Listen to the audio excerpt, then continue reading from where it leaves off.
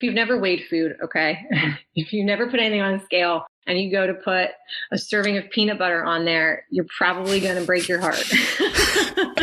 You have no idea if you've never tracked, and you could be way overeating or way under eating, and that would be heartbreaking as well. Don't rob yourself of food.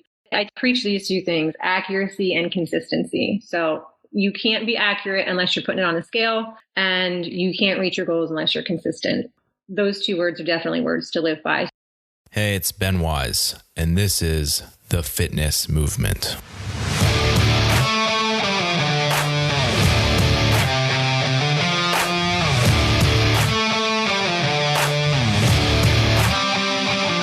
The Fitness Movement is brought to you by Zor Fitness. Zor Fitness is my company and my platform to deliver training-related content to people just like you. The site features in-depth articles, movement breakdowns, and our online training program, The Protocol. And I offer one-on-one remote coaching for fitness athletes. So I hope you check it out. Head over to zorfitness.com. That's ZOAR fitness.com. See you there. Today's guest on the show, we have Stacey Kadenas. She is full-time in nutrition. She has a meal prep service, and she also does remote nutrition coaching. So if you're in the central Pennsylvania area, check her out for sure. She has great meals. And yeah, she does remote coaching from anywhere. So if you're interested, she is on Instagram at Stacey Coach. That is STAYCEE Coach. And also at Macros by Ma. And that's her business. It is macros_by_ma, just M-A. So be sure to check her out. She does a great job of balancing a number of demands that she has on her schedule, which includes being a competitive masters athlete in the CrossFit space and being a mom as well. So it's all on the plate, and she has to balance all of it, including running her own business. She's got a number of certifications, including her CrossFit Level 2. She's got her CrossFit Kids Cert. And then on the nutrition side of things, she has Eat to Perform, and she is an Own Your Eating certified nutrition coach. Today, we get into a number of different topics, including how to keep your energy up while you're training while losing weight. We talk about the mental and emotional aspects of actually manipulating your body weight and basically the role that body image plays in that. We talk about fueling in competition and how you might fuel differently in different types of events. We talk about macro breakdowns, supplementation, you name it. Today, we kind of get into a little bit of all of it. So without further ado, let's jump into this conversation with Stacey Kadenas. So Stacey, welcome to the show. Hi, Ben. Thanks for having me. It's good to have you on. So I met you over at CrossFit Tried and True. So I was a member there for quite a while. So you coached me up there. So thank you. Mm-hmm. So you are full-time nutrition meal prep service, and then also a nutrition coach for different athletes and just, people with health-related goals as well, right? That's right. Yeah. Cool. So the first question I have is kind of a something that we maybe hadn't discussed beforehand. Do you have any advice for someone who would want to get into nutrition coaching or like a meal prep service as like their full-time gig? As far as a profession? Yeah, like that's what they want to do full-time, or at least on the side, and like make that more of an income and more of a point of interest for them because they're interested in nutrition specifically. So first, I think actively do it yourself for an extended period of time so that you can sort of lead people in the right direction. That's really how I got started in nutrition coaching. I felt like I had some missing pieces and things weren't really coming together the way I wanted them to. So I got myself a coach, learned a lot from her, worked with her for a little while, and just really worked all aspects of it as far as logging, weighing meals out, portioning meals, prepping the meals before I portioned them. Just got really good at all of that, got really confident with it and felt confident enough to help other people. So I think if it's something that, you're really passionate about as far as food and fitness, definitely work the process for a while so that you can really help people. And then, get a good couple of certifications so that you can learn a few things as well. I think that's really important, is the education. So there's two things I want to highlight in that. The first thing is she's basically saying, take the time to experiment on yourself so that you're not experimenting on your clients. I think that happens a lot with people in a number of professions, but I think it's more important in you're dealing with people's bodies. So you really don't want to screw them up. And I think this is the case for program design. I think it's the case for nutrition, where experiment on yourself first and then take it to someone else. And yeah, that experimentation process will teach you a lot about yourself as well before you can actually go, learn for other people. The other thing that you said was the certifications aspect of it. Is there anything that you'd recommend in particular, certifications? So the two that I have, the Eat to Perform and the Own Your Eating, they're sort of two complete opposite of the spectrum. So Own Your Eating gets pretty sciencey. It takes a while to get through. There's a lot of reading, a ton of testing, which is great, so that you can apply your knowledge. That one is more in depth, more intense, and I think that's really important so that you understand the why. And how things work. So the Own Your Eating on the other end of that is sort of basic. And I think it's really great for somebody starting out. I would actually suggest that one first, something styled like that first, where it just teaches you the basics, how to get somebody started, how to formulate somebody's macros, things like that. Gotcha. Yeah. Oftentimes the certifications that are possibly a little more expensive, more in depth, just take a little bit longer to do and are harder to pass, or usually the more respected ones. And I know I'm not necessarily, I wouldn't call myself a nutrition expert, but for the exercise part of stuff, like obviously like CrossFit, like a lot of people have trouble passing that test. Like the CSCS is the one through the NSCA. It's the other one that's really well respected. It's like those ones aren't easy to pass. They're pretty expensive. They're somewhat time consuming if you're studying for them. But I feel like that makes it more worthwhile than just like an 8-hour sit down and then you get your piece of paper sort of thing. Absolutely. Yeah. Cool. So I want to transition here into talking about specifically athletes. And I want to kind of gear this towards performance and people who are competing or just care about their fitness a lot and want to improve continually, which is kind of competitive with themselves. But one of the big things is that we have people who are trying to manipulate their body weight either up or down, where they're trying to lose weight. And that's probably where we'll start, which I think it's probably more people, or potentially gain weight. And they're trying to combine that with having good quality training and then performing well when competition actually rolls around. So for an athlete who, we'll start with the weight loss side of things, they basically have like this demand of trying to balance their energy so they have enough energy to actually train well on a daily basis, but they're also wanting to be low enough calorically that they're going to lose weight. How do you balance like those two things? Okay, so it's really important to understand that in order to lose weight, you have to be in a calorie deficit. And a lot of people don't get that, or maybe don't want to accept that. When you're trying to create enough of a deficit where you are going to lose weight, your macros go down, right? They have to. So when your macros go down, your food volume has to go up. And in order to do that, you have to really be careful about your food choices as far as, increasing your vegetables. A ton of veggies is not a lot of macros. So you can really get a huge bang for your buck. If you add stuff like that in, the more you can eat, the fuller you're going to feel. I had a particular client where her goal was fat loss. And she is a picky eater. She doesn't like vegetables. So it was a real struggle. And so the way that she was filling her macros, she was hungry a lot. Her energy was down. And it wasn't really working for her. So increasing those veggies and the quality of her food definitely gave her more energy. And she didn't feel like she was hungry all the time. If you're training and you're feeling hungry, it's not a great feeling. So the more quality food, the more volume you can get, the better.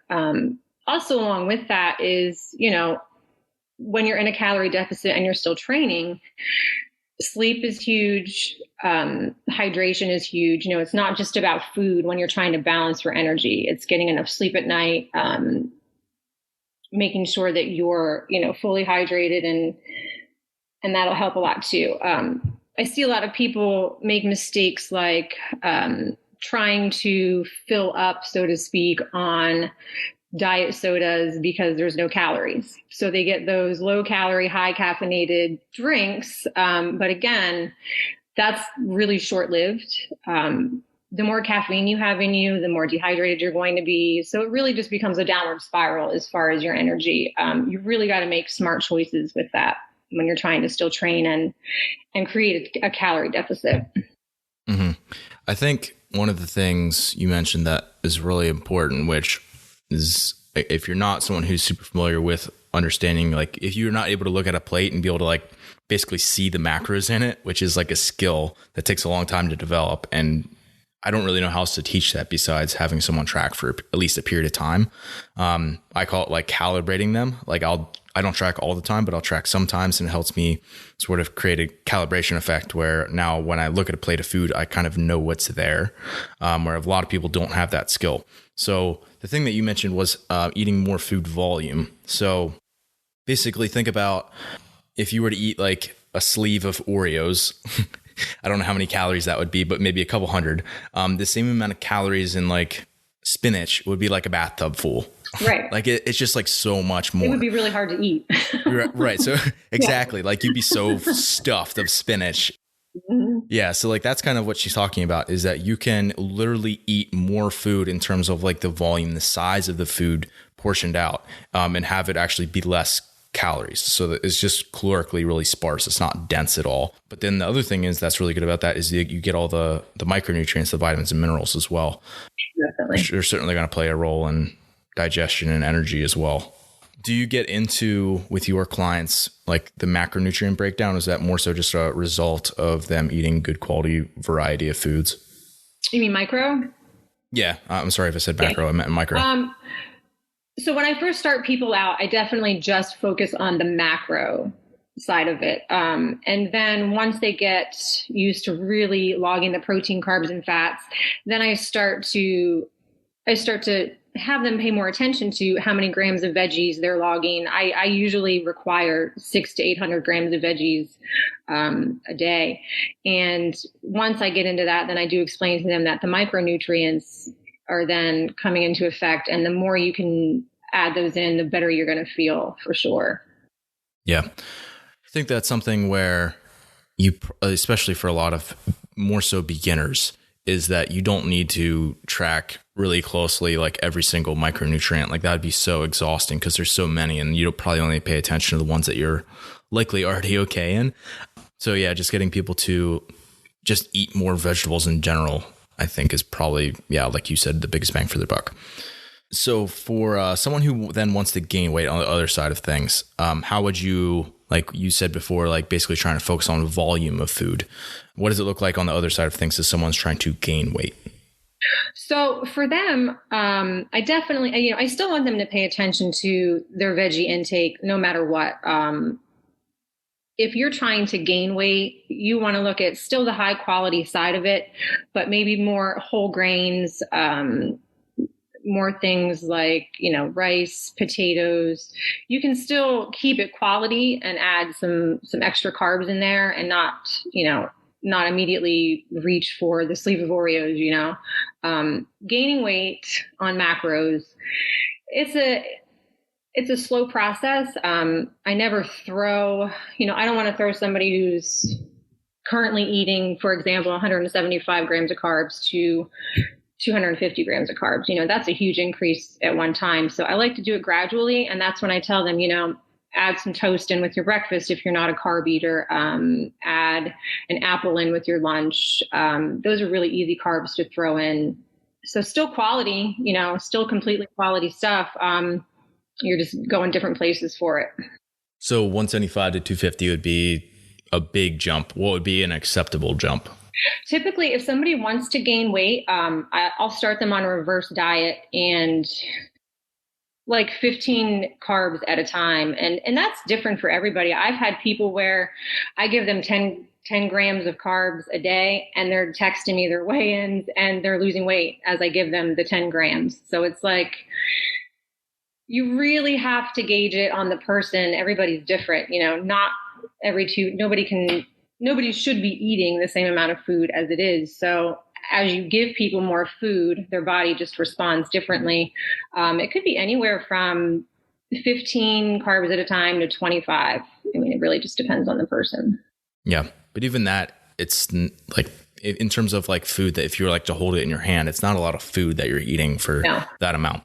Especially over the course of like an entire day, it's probably really not that noticeable unless you're actually tracking.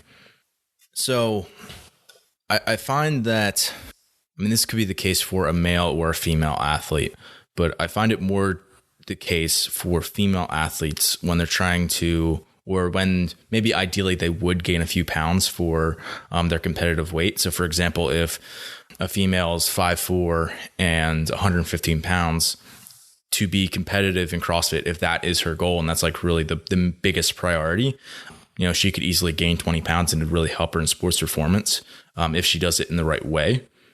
Is there anything that you do or conversations that you have, and what do those go like for an athlete who wants to gain weight and they're kind of have that body image conversation going on in their head? I think, you know, anytime you talk to a female about gaining weight, I think it scares them no matter who they are.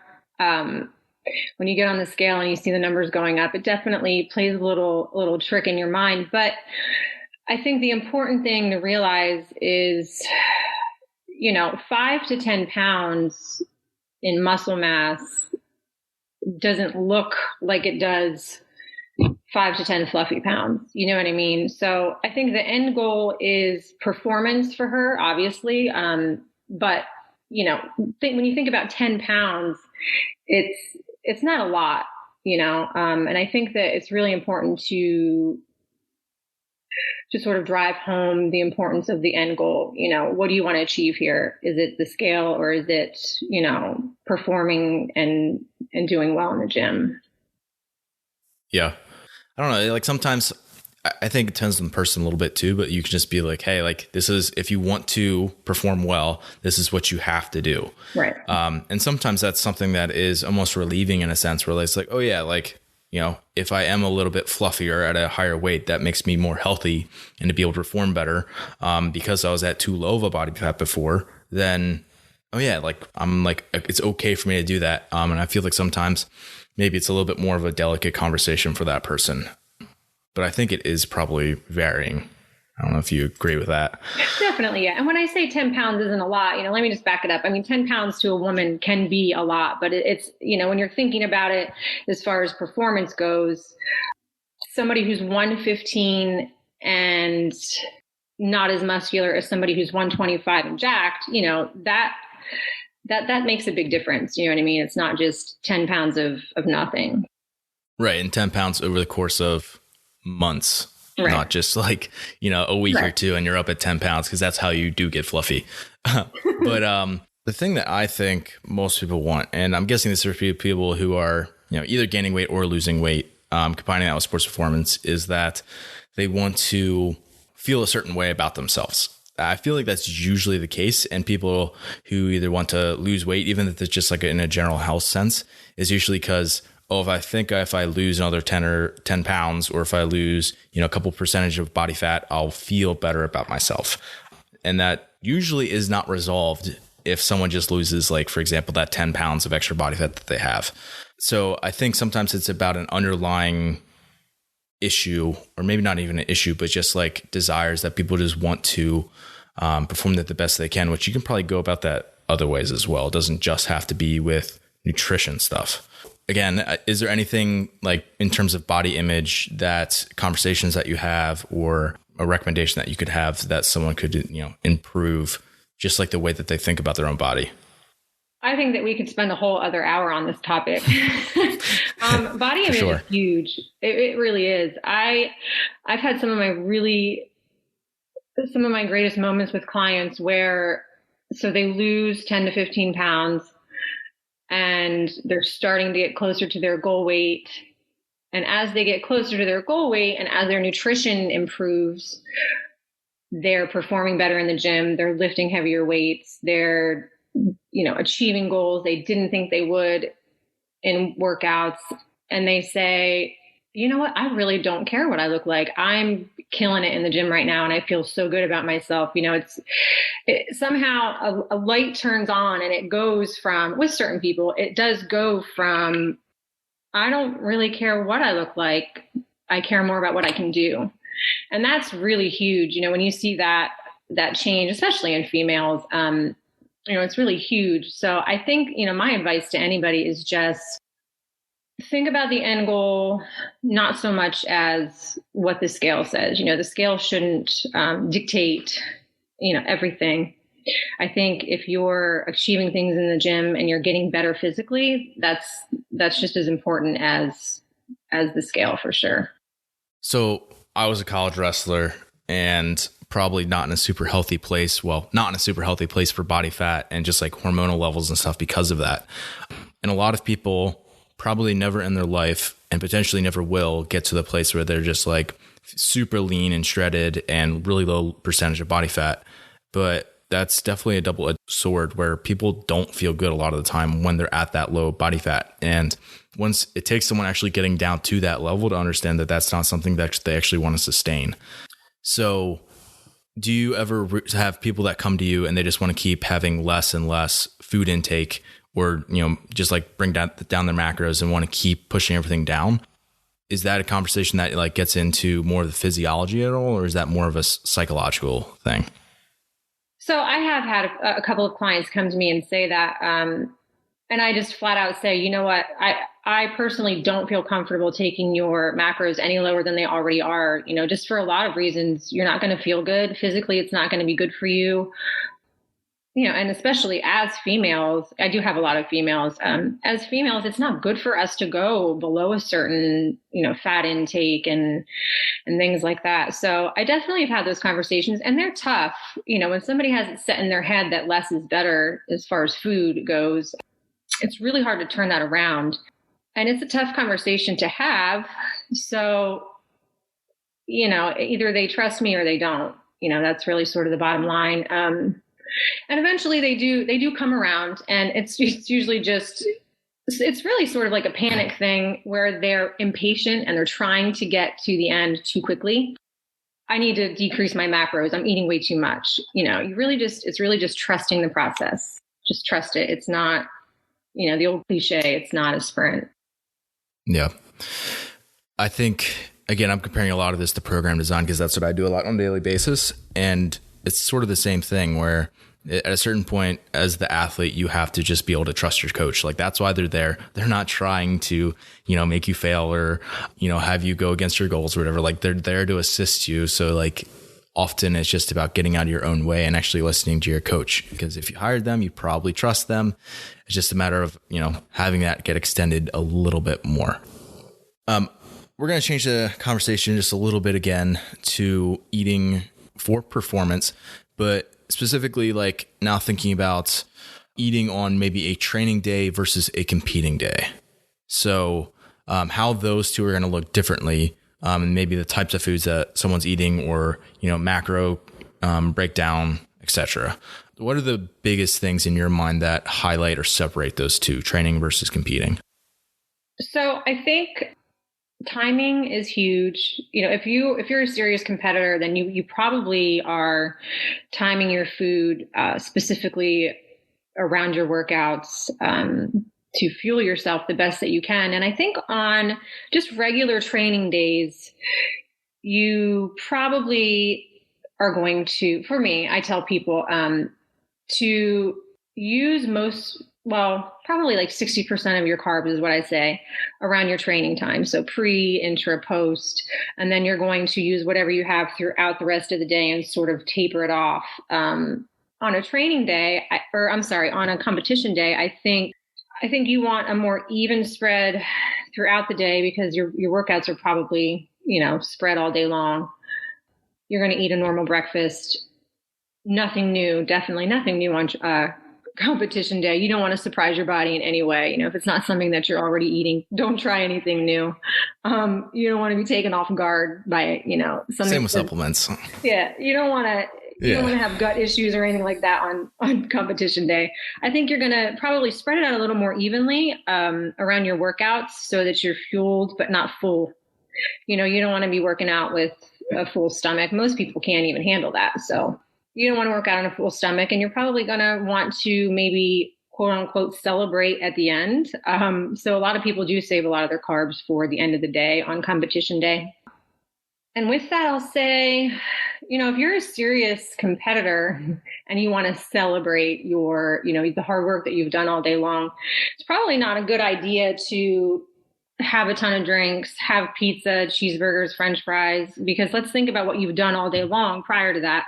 You've been working out all day long, sweating, you're dehydrated, you're probably going to be sore the next day. So on a comp day, you want to definitely be mindful of how you're going to recover so that you can go back to training the next week if that's your plan. And if you go really hard and celebrate and go all out, you're going to dehydrate yourself. You're not going to set yourself up for good recovery. So those are the things that I definitely would think about on a comp day versus a regular training day.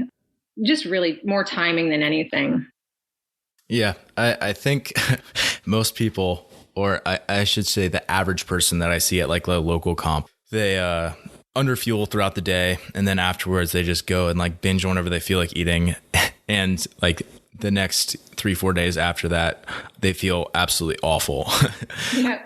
Which like that to me is not worth it to have one night of celebration and then you feel awful for like, a period of time after that. Like you're probably done way more damage to yourself in a competition than you do on a normal training day. Absolutely. Yeah. So it's like, how can you actually start to balance that? So yeah, I mean, I think that's just having perspective and probably some maturity on the athlete's point. Is there anything specifically that you'd recommend for keeping energy level up? So like food intake high enough where you feel good and you have energy to compete, but having, let's just say like not feeling full when you go to compete, because that's like one of the worst feelings is when you have like a gut full of food and you try to compete. I would suggest thinking about foods that, pack a really good macro punch as far as carbs, but again, something that's not going to weigh you down. I know some people that like to use things like fruit strips, fruit pouches. They're pretty easy to digest and they're pretty quick, pretty small, and you're not going to fill your stomach up. Things like that, stuff that's small as far as size, but it's going to really give you some good energy and fill you up. I know people that use like baby food. I know people that use, I don't even want to necessarily call it a smoothie, but like you could blend up fruits, especially because they're not going to have like, they'll have some fiber, but it won't be so much where it's going to create GI distress for you. Yeah. Peanut butter and jellies. I know people that use peanut butter and jelly as well. Yeah. And that's one of the things is like fat tends to hang out in your gut for a much longer time. But if it's already broken down, like peanut butter is already blended up. So it's not like you're having to chew it a ton where you're, taking energy to do that, because oftentimes you don't even feel like chewing if you're like super stressed out for a competition. But then, yeah, you do say it just digests and like you have less of an insulin spike, I feel like. So I know you do some more so endurance type events, like you do like long trail runs and stuff. Yeah, I do.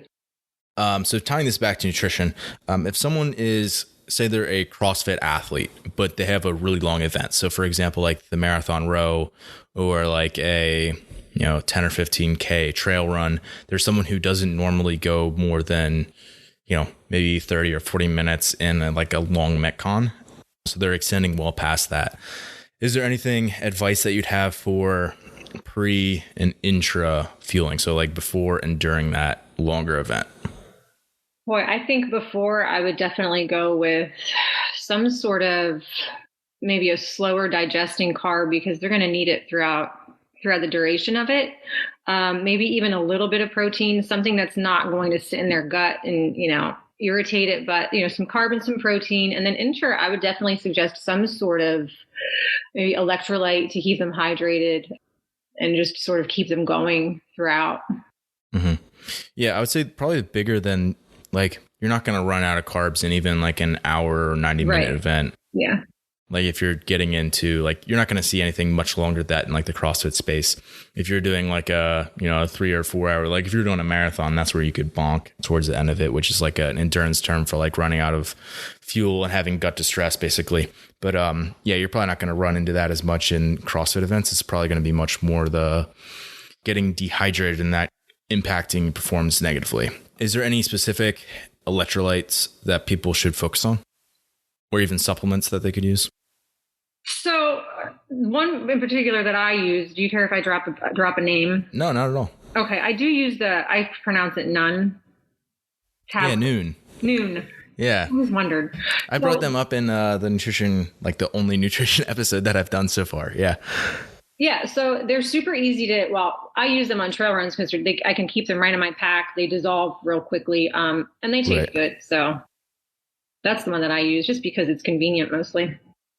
Yeah. I think that's usually the best. I mean, in terms of like convenient, easy to use, something that you've actually used before. So again, if you're someone who's done this, if you, for example, you know that there's potential that you could have a long event like that, it probably isn't going to happen unless you get to like a sanctional level or above. Local comps are usually, 20-minute or less workouts. But in like that type of multi-day workout or multi-day event, yeah, I think it is really important that you've already done and practiced that stuff. So for example, I know noon is one that does not sit well with me just because it has a lot of baking soda in it. And that for me causes GI distress, which is the case for like a certain percentage of the population. But yeah, if you like just basically experiment with whatever product you feel like using that tastes good so you'll actually drink it.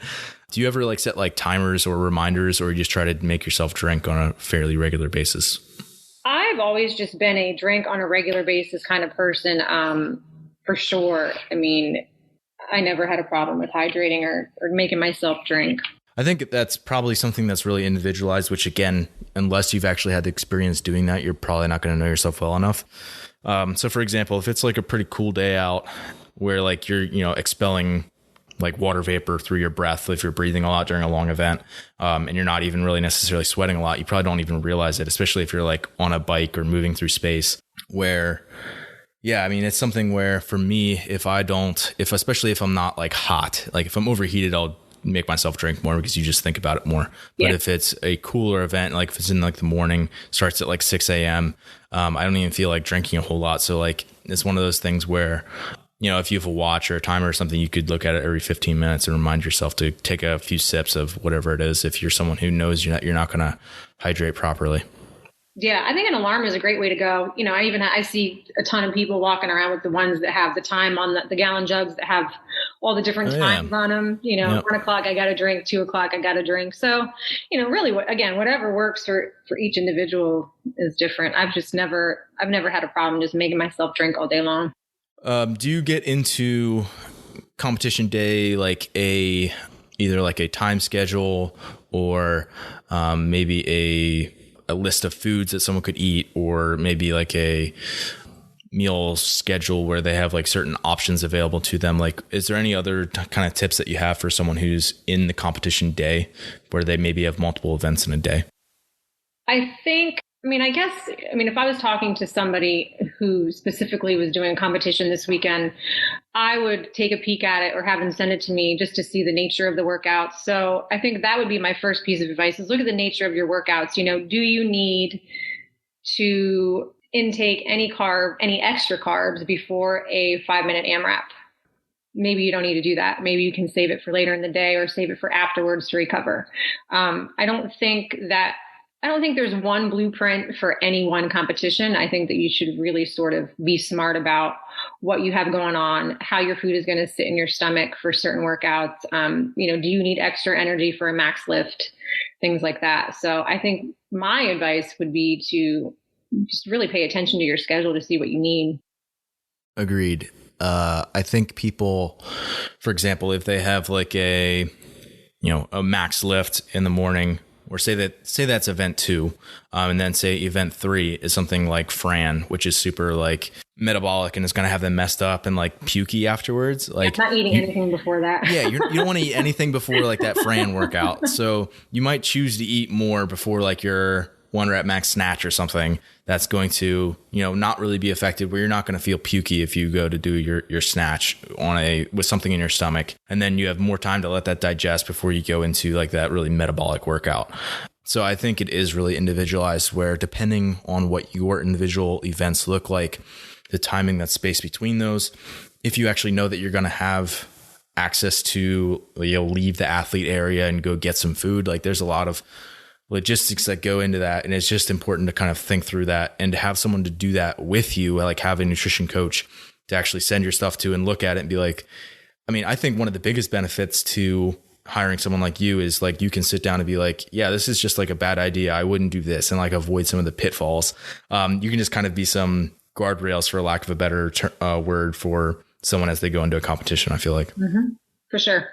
So is there anything that you would recommend to athletes in supplementation in general?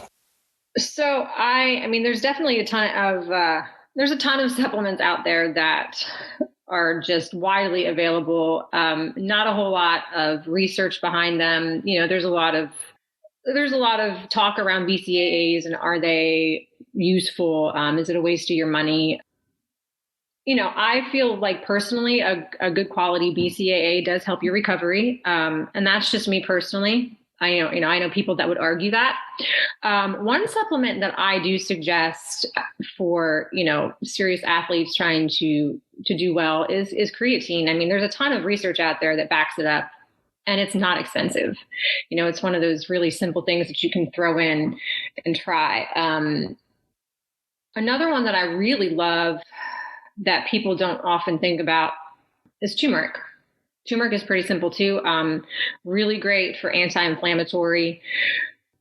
And it just really has a ton of other benefits as well, but that's probably the main one, the anti-inflammatory aspects of it. I've actually started mixing turmeric in with my eggs. I put it into my smoothies. It doesn't, like, if you put a lot of it in, it won't taste good, but you can also get like pills of it. Yeah. You can there's pills. A number of different ways where you could ingest it. You can do pills. I've drank it. Have you ever done the actual just root? Like blended it up? The actual root and blended it up. Yeah, you can do the same thing with like ginger. Yeah. Right. Yep. And ginger's another decent one for anti-inflammatory. Yeah. But that's a very strong taste. I'll say that. If you have not tried it before. It's like a 3-2-1 go shot for sure. Oh yeah. Yeah. Anti-inflammatory shot. But yeah, I mean, for sure, creatine is probably, I think it's probably the most researched supplement of all time. They've basically debunked the idea that you need to have like a loading period, like, you take a higher amount for X number of days and then you kind of go down to your maintenance amount. Maybe 3 to 5 grams a day is pretty standard. Is that what you recommend? Yeah, 5 grams is usually what I do. Okay. Yep. Same here.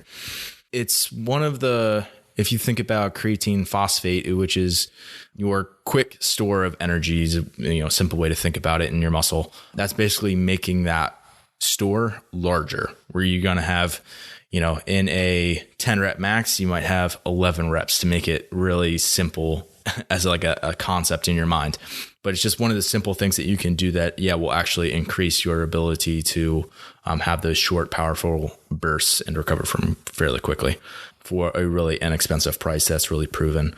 Again, I would say that's a little bit individualized though. If someone's listening to this, start with maybe just slightly lower than that and try it out. There is an individual dosing for pretty much every supplement. Yeah, creatine's no different in that way. Do you ever have anyone supplement a micronutrient?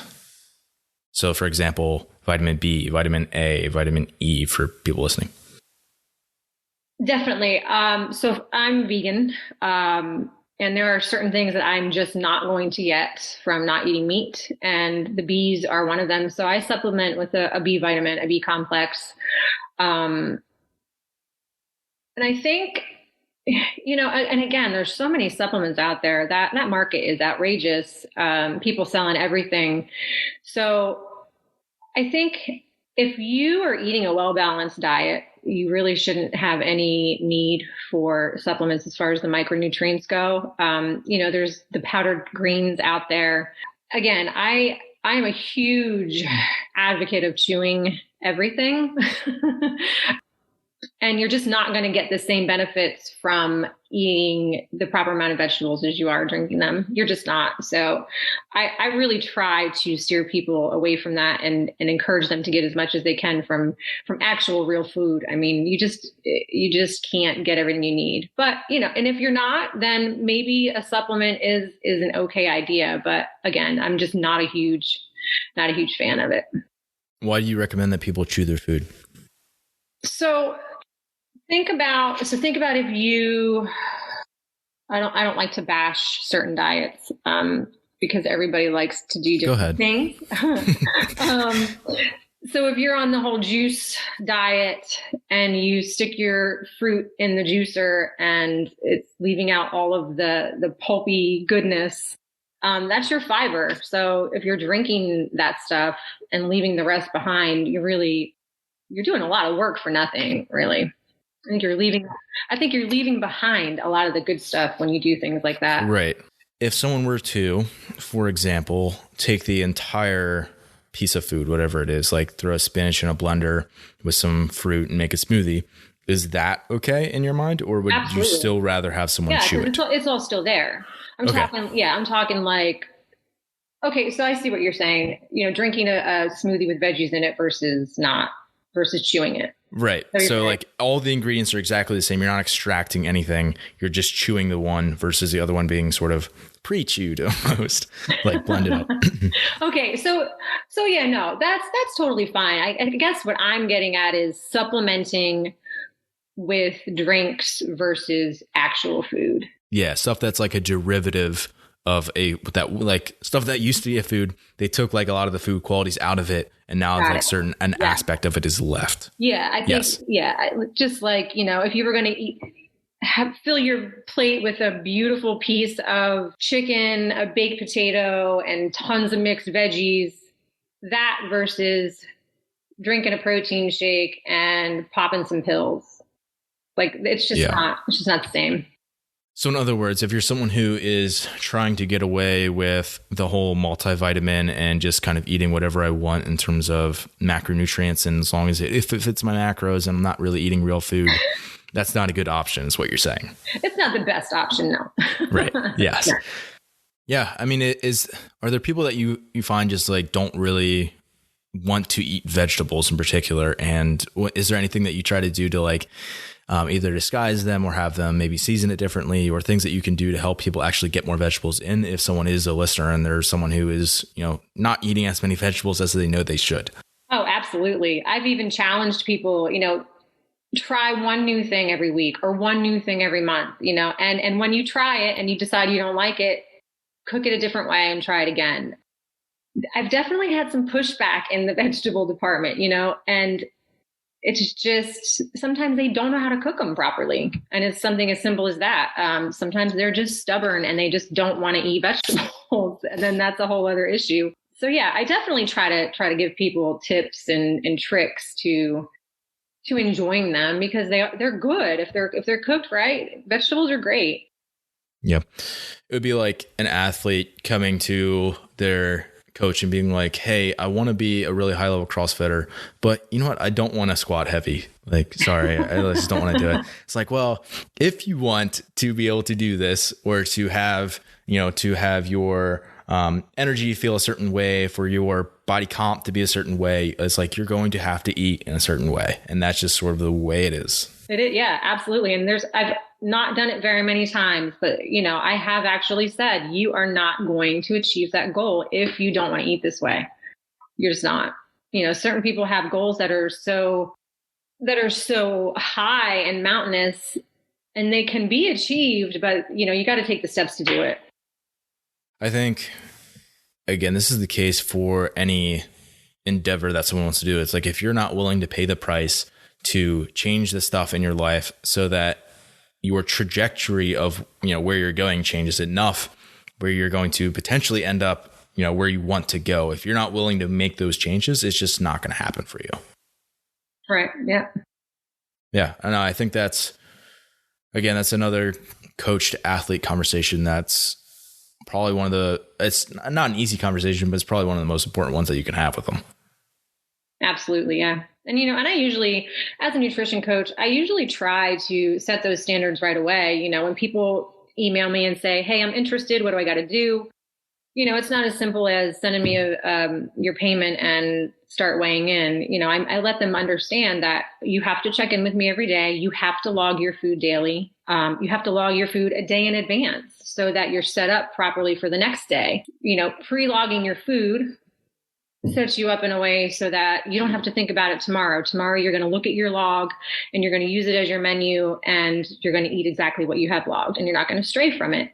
You have to log your food every day. You have to send it to me every day. You have to eat this many vegetables a day. And so I really try to be transparent when it comes to what I expect. If people have goals, I want them to reach them. So that's what I try to do. Yeah. Control all the variables as much as possible. Yeah. Which I find good coaches do. So you have people check in every day? I do, yeah. What does that look like? So a daily check-in includes their weight. And again, some people are afraid of the scale, but I just try to make them understand that that's just one tool. That's not the end all be all. They check in daily with their weight. They send me their macro totals for the following day. So I know they've pre-planned their diary. That's the daily part of it. And then weekly, I have them send me their body measurements, pics from the front, side, and back. I typically ask them their goals for the week, what they plan on meal prepping, if they need any help meal prepping or any ideas, things like that. The other nice thing about being one-on-one with the nutrition coach is, they have access to me typically all day long within reason. I don't answer anything after 8:30 at night, but, if they're at a restaurant and they need help logging a certain meal, or they don't know how to order, or, anything from restaurants to parties, what should I do? I sort of help them navigate the tough stuff. We just got through Christmas. A lot of people have trouble getting through the holidays and keeping it on track. So, I sort of give them tools to sort of navigate so they can do that. Yeah, I think a big part of coaching is teaching the athlete what they need to be doing, or maybe how to think differently and process, the way that their self-concept is, or the way that they think about food differently as well. And just like their relationship with food, which is definitely, it's not just like an X's and O's type thing where you're like, oh, this is the way you do it, and then you're done. It's definitely more of a conversation. How much, is there ways that you feel like you help educate your athletes in particular? Like, it could be about macros, it could just be about food quality, or, dealing with inflammation or any particular thing. Is there a set strategy you have for that? Or is that just more so just conversation based on what they need? It's typically individualized. Everybody needs something different. My conversations go anywhere from just sort of, I've just given people numbers and they learn how to log in a day because they're really familiar with food. Other people don't know what a carbohydrate is. They don't know what classifies as a protein or a fat. So, the conversation really can start as basic as, this is what an apple is. This is what peanut butter is. Peanut butter is not a primary source of protein, things like that. A lot of it is just educating new people about food itself. So, sometimes I'll send them, different links or information to help them do that. Or I let them feel free to start a dialogue based on what they know. And typically from that, I can tell, okay, this is the direction I need to take this person in. Do you have anybody that ever wants to resist opening up and talking about a bunch of different stuff, and they're more so just want the macros? I do. And, that's an option. That's also an option. If you just want a set of macro numbers calculated and you want to take them off on your own and you want me to leave you alone, then I can do that as well. And that's basically just a consultation. You tell me all about you. I do have a questionnaire. I ask a lot of things. You can't just give somebody macro numbers based on, hi, my name is Jane and I am 5'5". There's a lot of other things that I need to know about Jane. So I do. I have people that just want the numbers and they want me to leave them alone. So I do. But likely that's not where the biggest benefit for them is either. And it really isn't. Once they cut me loose, they're not accountable to anybody anymore. And there's a lot of people out there that don't do well with that. And I've had people kind of say, all right, I'm going to take a break. Let me go off on my own. And eventually they do come back. So they're like, all right, I need to know that I got to check in with you every day. I need to know that, okay, I got to send Stacey my totals. I got to get on the scale for Stacey. That accountability is huge for a lot of people. Just knowing that they have to check in. It's it's a meeting. It's like showing up for a meeting every day.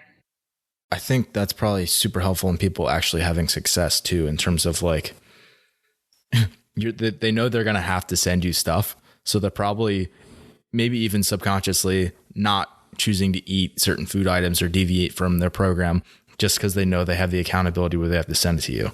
Oh yeah, absolutely. Yeah. It's the same thing for a coach in any aspect where like, if you know that you have to say like, oh yeah, this was my score on this workout, you're probably going to go just a little bit harder than if it was like, oh, you're not reporting to anybody. Nobody knows. Like, you're probably just going to follow it just to a little bit closer, which is just another way that you can help somebody get a little bit of an edge. So another topic here that I think is going to be something that people probably want to hear. And without just saying it depends, because that's going to be like what the actual answer here. And that's what all the good coaches say. Can you give me like a general breakdown for an average CrossFitter? Say that they're not trying to gain a bunch of weight or lose weight. They're just trying to sort of maintain. What would they be their macro breakdown in terms of like percent of their total calories for a, average competitive CrossFitter, say? Okay. And so this is what I like. These numbers and this breakdown is what I've seen work. It works for me. It's worked for, I'm not going to say everybody, it's worked for everybody that's actually stuck to these percentages. I definitely like almost half for carbs. So that sounds like a lot to people, but like 45% is where I like the carbs. And then the protein and the fat I like to be almost equal. So protein a little like 25%. Fat right around 30%. And again, you can play with those numbers based on what works best for you. But, that general percentage area, I think works. Moderate to high carbs, moderate protein, moderate fat. Yep. I think a lot of people who have gotten into CrossFit, they go into like the paleo thing. They go into zone, which is like 40, 30, 30 generally. Yeah, and I think that is probably just a touch low in the carbs for a lot of people who are having a fairly high activity level in CrossFit. Yeah, I would agree with that. And and you could even go a little bit higher than that 45%. I mean, I wouldn't go crazy with it, but I feel like moderate to higher carbs is the better way to go. Yeah, and again, these are general because if someone was at a way higher caloric intake and they were trying to gain weight, like you might have them at a set amount of protein, for example.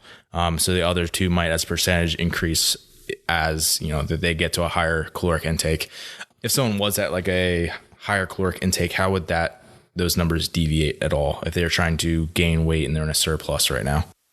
So their protein, I don't feel like would go up much higher. I think, well, if they're trying to gain weight, you said. Yeah. You said gain. Mm-hmm. Again, I think it would stay roughly the same. It would just be if the calories are higher, then the numbers would just go up. Maybe a little more protein and higher on the carbs.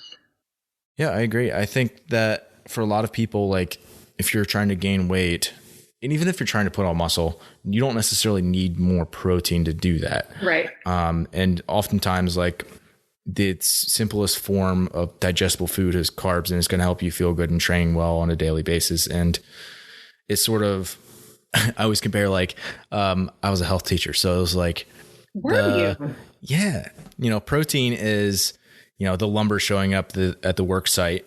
You really don't need more lumber at a certain point. Like you need more workers to put it all together and make the house, which is probably a terrible analogy, but it basically like if you have more lumber sitting there, like more proteins just sitting there, it's not going to help the job get done any quicker. Like you need more workers to be able to do it. And you need more of like that instantaneous energy at like a shorter level that's designed to do that, which is sort of like what the job of carbohydrate for the most part.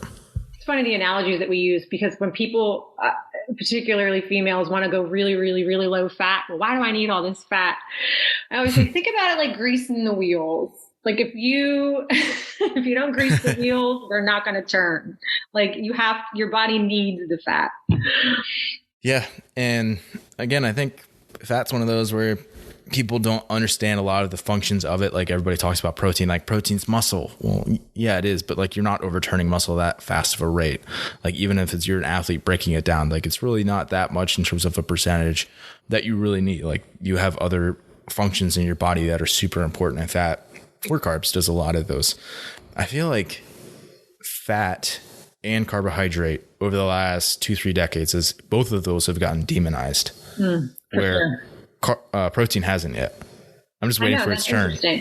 So, being vegan, I do get a lot of I get a lot of heat in the protein department. So I have. You don't say. Yeah, I get plenty of protein. Don't you worry.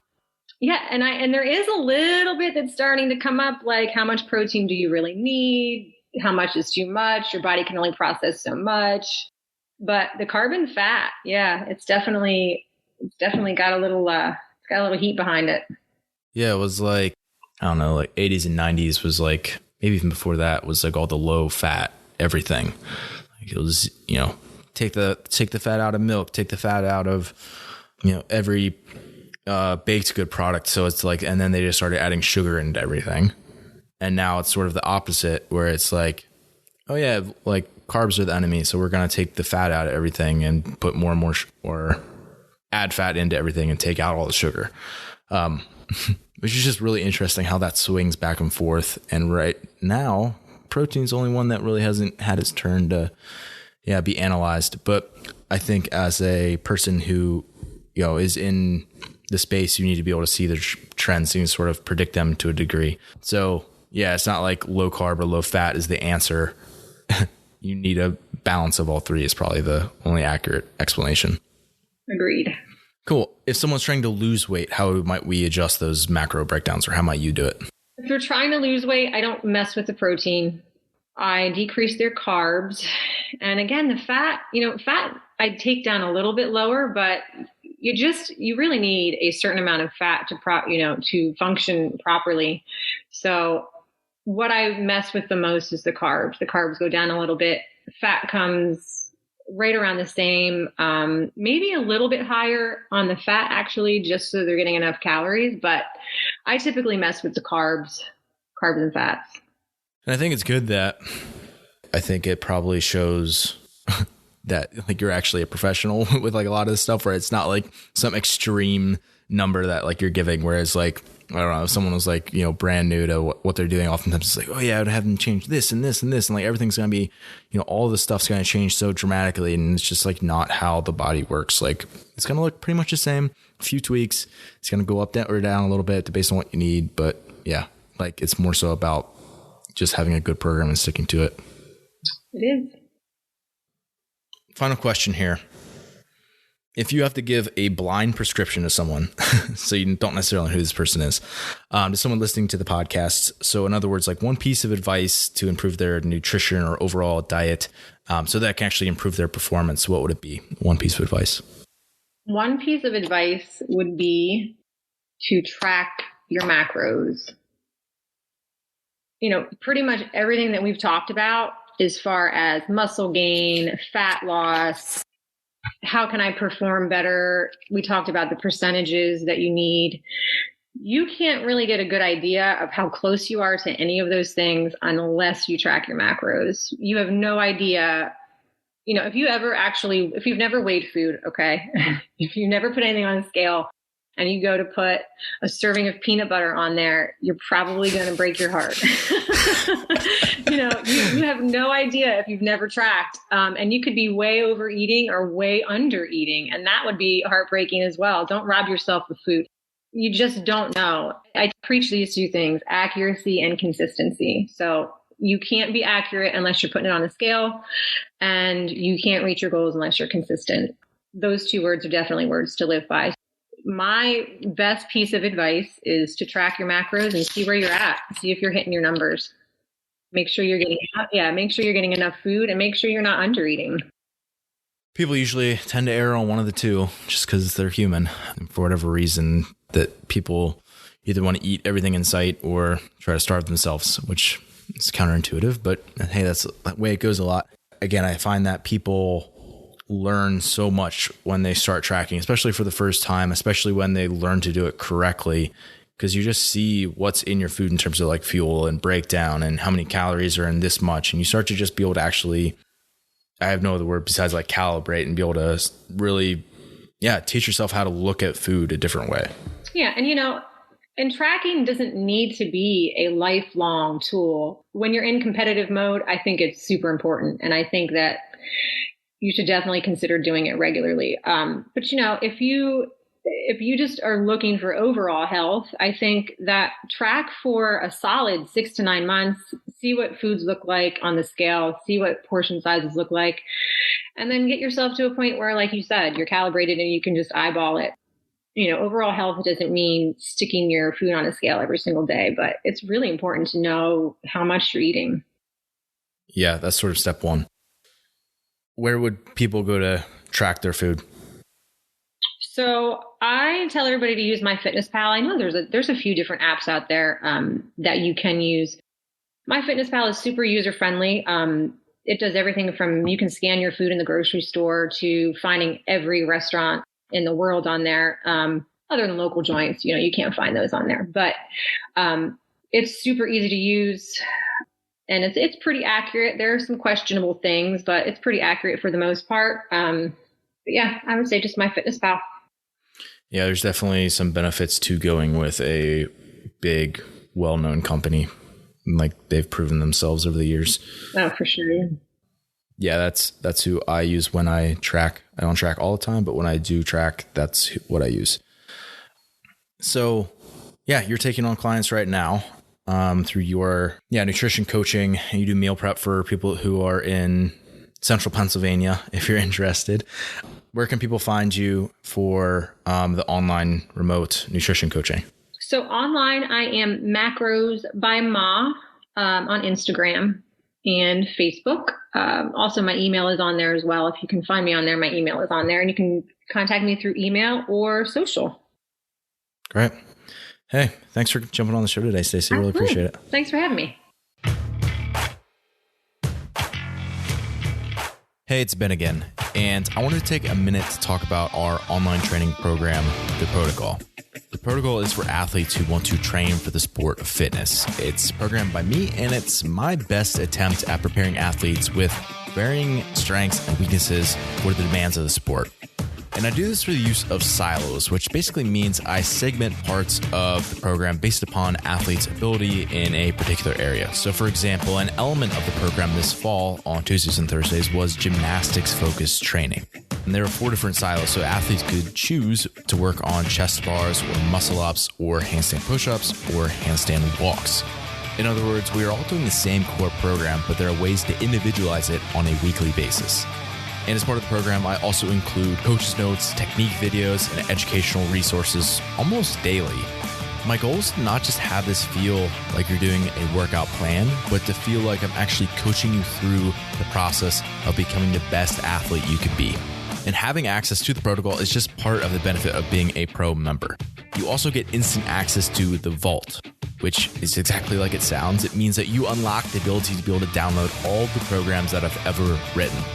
So this includes things like Bulletproof Body, which is the accessory work for functional fitness, gymnastics density for the Big 5, functional thickness, your first muscle up, cyclical supremacy, overhead squat mobility, breathwork for the sport of fitness, and it could go on and on. And lastly, you get instant access to pro articles, which are on topics that I really want to safeguard from the public and keep for my athletes. Stuff like cycle speeds for CrossFit open movements, strength ratio data analysis, so basically determining your relative weaknesses on strength work, breaking down sanctionals programming or games programming, energy systems testing and analysis, and a whole lot more. And if this sounds like stuff that you're into, you can get a 7-day free trial of Pro. Simply head over to zorfitness.com/pro. Thanks for listening, and as always, stay the course.